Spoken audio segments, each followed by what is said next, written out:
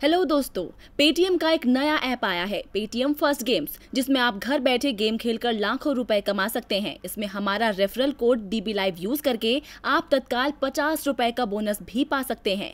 Link को download करने के लिए आप हमारे डिस्क्रिप्शन बॉक्स में जाइए, गेम खेलिए और पैसे कमाइए। मोदी सरकार के राज में बैंकों की हालत खराब हो रही है। लगातार न केवल NPA बढ़ रहा है, बल्कि इसके साथ ही खराब खर्च का बोझ भी परेशान कर रहा है, जिसे लेकर कोई कारगर कदम अब तक नहीं उठाया जा रहा है। वहीं RBI ने कई बदलाव करने के निर्देश दिए हैं। रिजर्व बैंक को जोखिम वाले कर्ज की पहचान के लिए डिजिटल तंत्र बनाने को कहा है। तो आइए देखते हैं क्या है ये 10 बड़े बदलाव, जिन्हें आपको जानना बेहद जरूरी है। जब से देश में आर्थिक मंदी का दौर शुरू हुआ है, तब से बैंक बर्बादी की कगार पर आ गए हैं, जिन्हें सुधारने के लिए सरकार या तो बैंक को निजी हाथों में सौंप रही है या फिर निर्देश जारी कर रही है। बावजूद इसके NPA और खराब खर्च का बोझ कम हो रहा है। इसी बीच RBI ने बैंकों को 10 बदलाव के निर्देश जारी कर दिए हैं। NPA की पहचान के लिए बैंक करेंगे 10 बड़े बदलाव। NPA की पहचान करने और कैटेगरी में बांटने के लिए हर तरह के कर्जदारों के खाते IT सिस्टम से जुड़े होने चाहिए। इसमें अस्थायी ओवरड्राफ्ट सुविधा लेने वाले अकाउंट होल्डर्स के साथ साथ उनकी कर्ज लिमिट भी शामिल होनी चाहिए।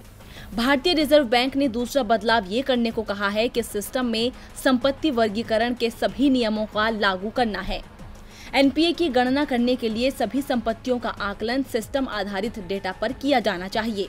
अगर NPA की भरपाई के लिए किसी के अकाउंट से रकम चाहिए, तो ये सिस्टम पूरी तरह से ऑटोमेटिक होना चाहिए, ताकि पैसे अपने ही आप बिना किसी मानवीय हस्तक्षेप के ट्रांसफर हो जाएं।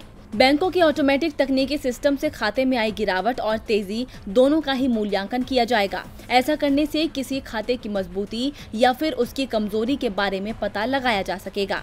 सारे आंकड़ों को हर रोज अपडेट करना होगा और साथ ही किसी भी समय मांगे गए NPA से जुड़े आंकड़ों को असली तारीख के साथ पेश करना होगा। किसी खास परिस्थिति में किसी खाते को दी गई न्यूनतम और अस्थायी रियायत को भी सिस्टम के जरिए लागू किया जाएगा। रिजर्व बैंक ने कहा कि किसी भी असाधारण परिस्थिति में अगर मानवीय हस्तक्षेप की जरूरत पड़ती है, तो इसे लागू करने के लिए कम से कम 2 स्तर की जांच प्रक्रिया होनी चाहिए।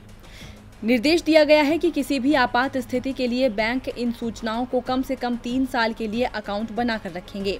बैंक प्रोविजनिंग और NPA से जुड़े सभी आंकड़े सेंट्रल बैंकिंग सिस्टम के साथ शेयर किए जाएंगे और जरूरत पड़ने पर वहां से आंकड़े जुटाए जा सकेंगे। RBI ने ये बदलाव उस चेतावनी के बाद किए हैं जिसमें कहा गया था कि आर्थिक संकट के परिणाम स्वरूप बैंकों का NPA 20 साल से सबसे ज्यादा रह सकता है। केंद्रीय बैंक के अनुसार मार्च 2020 में NPA 8.5% पर पहुंच गया था।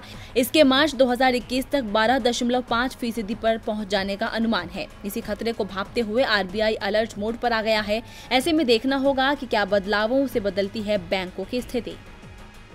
DB Live की रिपोर्ट।